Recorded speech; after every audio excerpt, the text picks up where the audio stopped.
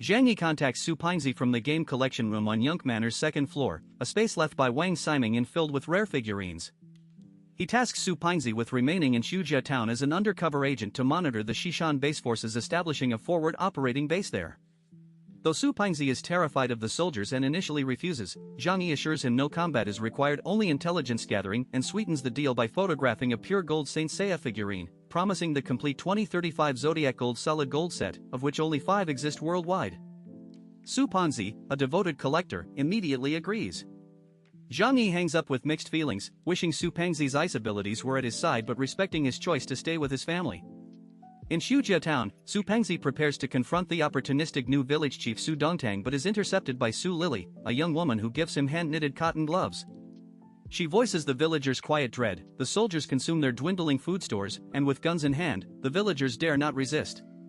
Moved by her trust, Su Pingzi swears to protect her and her parents, his resolve hardening to fulfill Zhang Yi's mission.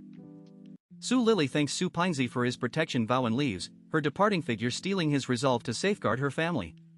He marches to confront Su Dongtang, the opportunistic village chief who has turned Sudong village and 5 neighboring settlements into a supply chain for the Shishan base occupation force. Su Dongtang preens in the snow, directing households to surrender grain for the soldiers' comfort, his smugness reminiscent of a collaborationist lackey. When Su Pingzi addresses him as 6th grandpa, Su Dongtang drags him aside and orders secrecy about his superhuman status, fearing the base would confiscate this valuable village asset. But Su Pingzi, emboldened by his new purpose and the realization that Su Dongtang fears the soldiers more than him, pushes back.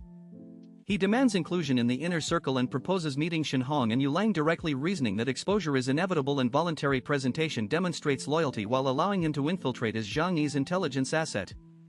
Su Dongtang, unable to control his newly assertive grandson, reluctantly complies. Inside the snow hut where Shen Hong and Yu Lang warm themselves by a fire, Su Dongtang presents Su Pingzi as a natural extraordinary being. The soldiers, none of whom are natural superhumans themselves, Shen Hong and Yu Lang gained abilities only through costly procedures, stare with curiosity, envy, and jealousy. To prove his worth and gain trust, Su Pingzi flicks his finger, lifting ground snow into a perfect snowball. Shen Hong grabs his shoulder, shaking him with excitement, declaring the discovery of a natural ice-type extraordinary being a triumph that could redeem his failed Yunk Manor mission.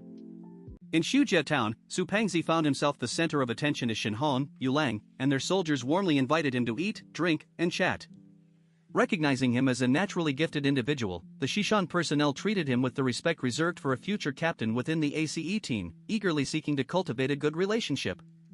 The contrast was stark for the opportunistic village chief, Su Dongtang, who was waved off to prepare more food and drink, leaving him embarrassed by the disparity in treatment. Amidst the clinking glasses, a cautious Fatty Su probed for information about the Shishan base and their plans. Shen Hong and Yu Lang, convinced of the village's hatred for Zhang Yi, spoke freely. They revealed that breaching Yunk Manor was more complex than simply using explosives. It required a detailed terrain survey, with data sent to professional engineers and blasting experts to analyze the optimal points and precise explosive quantities.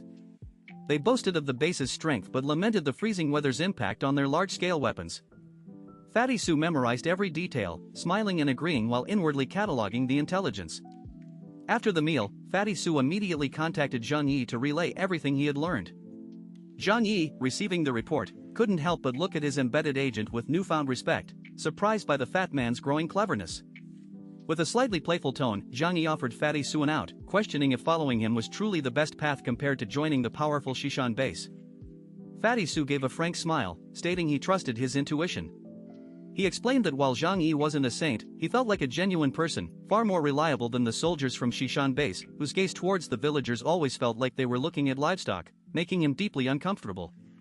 Zhang Yi accepted this loyalty, promising Fatty Su would not regret his choice and instructing him to continue observing and reporting any suspicious activity.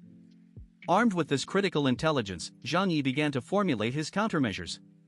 He acknowledged that a targeted demolition was indeed the most logical approach for Shishan base against his fortified shelter, and he believed they possessed the explosive stockpile to carry it out. However, the necessity for personnel to plant the explosives close to the shelter presented a key vulnerability. That way, I'll have plenty of ways to deal with them. After all, this is my home turf, he reasoned. His confidence was bolstered by the shelter's multi-layered design. Even if the above-ground structure was compromised, the 3 underground levels were far sturdier and could withstand significant bombardment.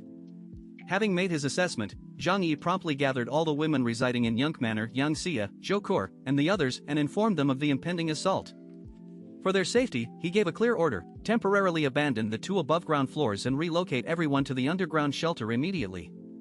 He reassured them with a smile, asserting that the Shishan base's strength, hampered by the extreme cold and his understanding of their limitations, posed no real threat to their security.